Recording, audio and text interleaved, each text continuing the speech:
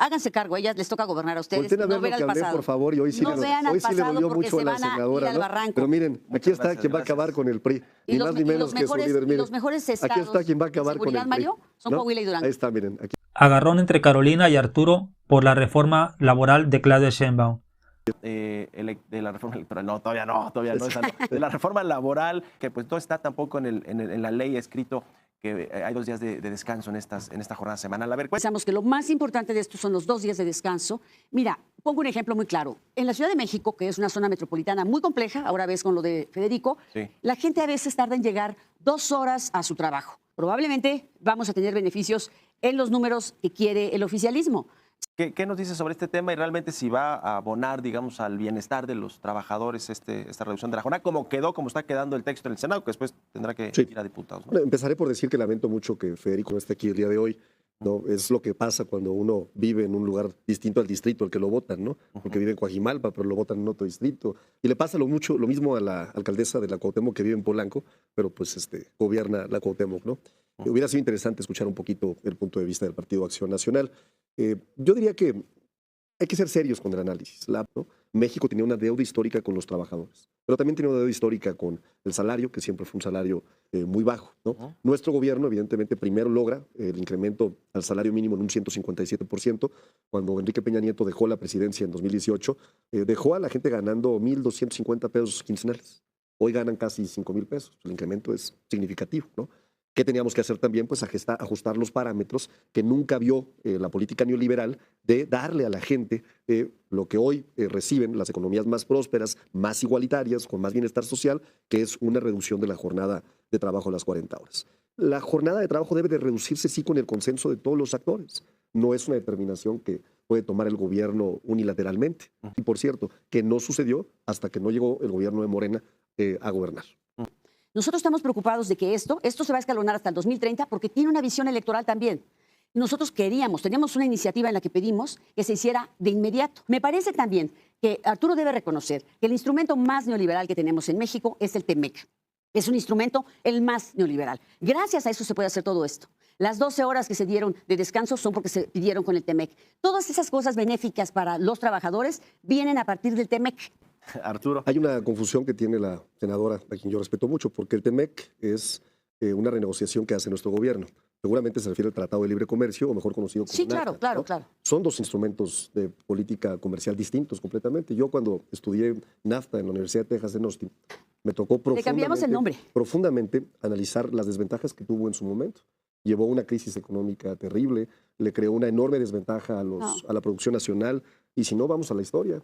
Hay que recordar qué pasó con toda la inversión nacional. Le meten ideología. Entonces, no es un tema de ideología. Yo vengo de un sector empresarial, senadora, y me tocó compartir experiencias de compañeros que perdieron todo su patrimonio. Yo creo que el TEMEC ha sido un proceso de aprendizaje para todos. Entonces, venir aquí a decir es que el instrumento más neoliberal que hoy tiene a México es el mismo instrumento. Pues digamos que no, digamos que nos hemos venido acomodando una realidad en donde se determinó que nuestra región tendría que estar conectada, ¿no?, con Estados Unidos y con Canadá, y hemos logrado adaptar por eso esa no hubo realidad. aranceles en muchos ¿Qué productos? diferencias hay? Fíjese usted, siempre quedó pendiente en los gobiernos de ustedes las condiciones de trabajo de los trabajadores mexicanos. Porque ustedes pensaban que en esta lógica del NAFTA, ¿no?, del Tratado de Libre Comercio, ¿no?, del TELECAN, ¿no?, tendría que ser México la fábrica, ¿no?, de todos los demás países. En los demás se tendría que generar valor y en México tendría que haber la mano de obra barata y entonces podríamos competir con China. Esa fue la lógica neoliberal, ¿no? Hoy estamos cambiando radicalmente esa lógica. El TEMEC tiene una renegociación completamente distinta. La renegociación anterior la hizo Peña Nieto y la firmó López Obrador. Nos estamos adecuando a estándares de la Organización Internacional del Trabajo.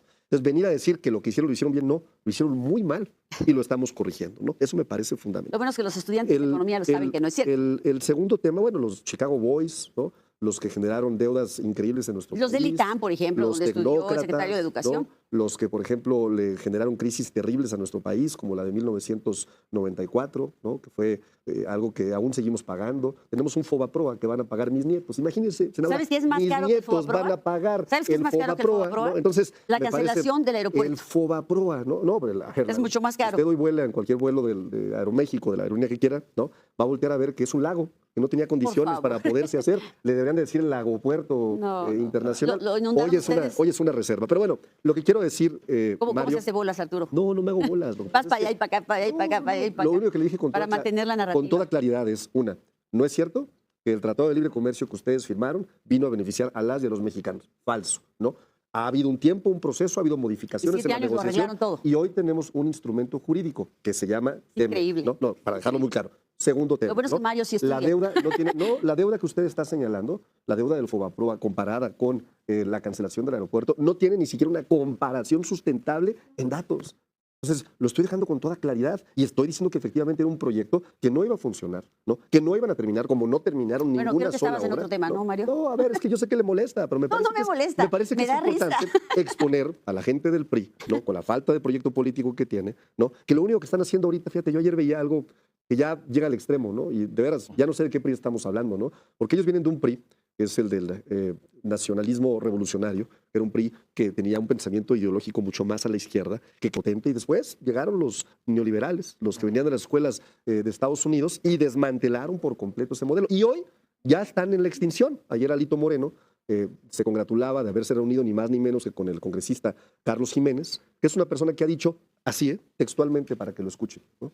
Todos los mexicanos que llegan a Estados Unidos son violadores y criminales, todos, sin excepción, ¿no? Me imagino que así lo recibieron ayer Alito Moreno en esa reunión que se dio. Hoy el PRI está más a la derecha que nunca, representa la ultraderecha y por eso está al borde de extinción. Entonces, cuando venimos a este tipo de debates, ¿quieren hablar de las 40 horas en serio ellos, no?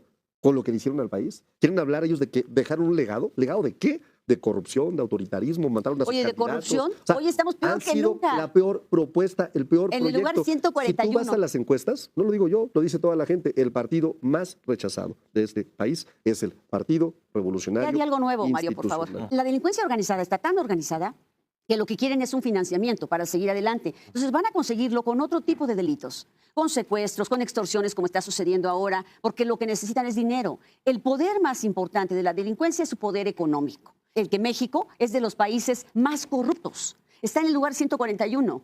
¿Cómo es posible que sigan sosteniendo a Rocha Moya? ¿Cómo es posible? Es un inútil, además de que ha confesado públicamente que ha tenido relación con el narcotráfico. Primero decir que el tema de la seguridad de nuestro país es un tema muy complejo, Mario. Muy complejo porque viene de una política pública catastrófica, ¿no? Y lo digo con datos. Cuando Felipe Calderón Hinojosa llegó a gobernar este país, había 27 homicidios dolosos por día. En 2006 era el promedio que teníamos. Cuando él se va, lo deja en 70, ¿no? Cuando Enrique Peña Nieto deja la presidencia de México, lo deja en un máximo histórico de 100 homicidios dolosos. Es decir, hay una línea de tendencia de que algo se estaba haciendo muy mal. Y claro, pues es que es evidente que cuando la colusión del crimen organizado lleva a los niveles, ¿no?, de poder más altos, pues es imparable lo que va a suceder después, ni más ni menos que el presidente Felipe Calderón tenía de mano derecha a una persona que estaba asociada con un cártel criminal, ¿no? Y ni qué decir de la Operación Rápido y Furioso, que fue el ingreso de armas más importante de los Estados Unidos. ¿Cuándo viene un cambio en la política pública? Bueno, sin duda cuando llegamos nosotros. ¿Cuándo está más marcado? En el gobierno de la doctora Claudia Sheinbaum. Ayer se anunciaba una reducción del 42% de homicidios. O sea, quisiéramos que este país viviera en paz. Oye, es una desgracia lo que pasó en la Concordia, en Sinaloa. Es una desgracia. No queremos que nadie muera en este país, sin duda, ¿no? Pero es un proceso en donde tenemos que tener mucho cuidado en no politizar la tragedia, ¿no? Porque sí, efectivamente hay tragedias no solamente en México, en el mundo, ¿no? Pero si nosotros vamos a la política pública se analiza no de forma solamente cualitativa, también cuantitativa. Y el análisis cuantitativo nos dice que la tendencia está arrojando mejores resultados. Y sucede no en estados morenistas, sucede también en el peor estado, que es Guanajuato, gobernado por el PAN. Sucede en Chihuahua, que tuvo una de las crisis de inseguridad más importantes. Sucede, por supuesto, en Baja California, que hay una reducción significativa. Sucede, por ejemplo, en Jalisco, ¿no?, que es el estado con más desapariciones de todo el país. Entonces, lo que yo digo es, sí, efectivamente hay una reducción. La realidad es que hoy sí tenemos un combate a la inseguridad como no lo hacían ellos. Ellos se aliaban, ellos tenían acuerdos, ellos pensaban que la forma de pacificar un estado era acordar con algún grupo criminal, llegar a ciertos acuerdos, decir ustedes caminen libres, a mí no me importa, no me roben, no secuestren, no hagan este tipo de delitos, y así fueron alimentando al crimen organizado, a quien volvieron sin duda un crimen fuerte económicamente, potente económicamente, involucrado con estructuras de gobierno que hoy estamos combatiendo. Ya. Bueno, Háganse cargo, a ellas les toca gobernar a ustedes. Volten a ver No lo vean que al hablé, pasado. por favor, y hoy sí, No vean al hoy sí le pasado dolió porque mucho se a la van a ir senadora, al ¿no? barranco. Pero miren, aquí Muchas está gracias, quien va a gracias. acabar con el PRI, Y ni los, más ni y menos los que su mejores, líder. Miren, los mejores estados aquí está quien va a acabar de con el seguridad, PRI. Mario, son ¿no? Coahuila y Durango. Ahí está, miren, aquí está. Gobernados por el PRI. Aquí está. bueno, pues Sí, me puse a investigar un poquito y pregunté si es obligatorio descansar 2 días a la semana en Estados Unidos porque es nuestro vecino, ¿verdad? Dicen no. Aquí, pero lo que sí se garantiza es un un día a la semana. Entonces, raramente tú ves en Estados Unidos trabajar a la gente 6 días. Yo trabajé muchísimos años en Estados Unidos y me quise ir más lejos y dije, ¿en qué otros países? Pregunté, ¿en qué otros países es igual? Dice, Reino Unido es similar a Estados Unidos, no obliga a 2 días de descanso. Singapur, el patrón debe otorgar un día de descanso a la semana. Japón, igualito, dice, un día libre a la semana o 4 días libres en un periodo de 4 semanas. Por ahí va México también. Entonces, debo aceptar que ayer yo estaba un poquito decepcionado porque yo quería que sí o sí en la Constitución se pusiera 2 días a la semana. Pero como bien dice Arturo, de una manera técnica, y lo dijo Andrea de una manera también muy técnica, estaríamos afectando también al empleador. Porque aquí recuerda que tiene que ser un ganar-ganar. Sí, porque si nos vamos para atrás, como bien dijo Andrea, esta es la primavera laboral. Más días de vacaciones, más... salario mínimo, más salario, más aumento el salario, ¿verdad? Muchas cosas buenas que se están haciendo por el trabajador. Entonces me metí a la de Peña Nieto, pues la laboral de Peña Nieto, pues ya sabes que fue un desastre. Pero la de Milei, ¿cuál es el problema con la laboral de Milei? Que ahí sí le están marchando en Argentina, que pues puede haber un fraude laboral porque pueden contratar a personal para tareas regulares en un esquema de autónomos privándolos de vacaciones pagadas, aguinaldo y licencias. Eso es fraude. Y también limitan el derecho a huelga. O sea, allá están reduciendo los derechos laborales y aquí los estamos incrementando. Entonces yo quiero darle el beneficio de la duda a la 4T sobre esto de un día de descanso obligatorio, pero al final del día van a ser 40 horas por semana. Al partir de la 41 ya se tiene que pagar extra esa hora. Para mí eso es muy bueno. Dime qué piensas.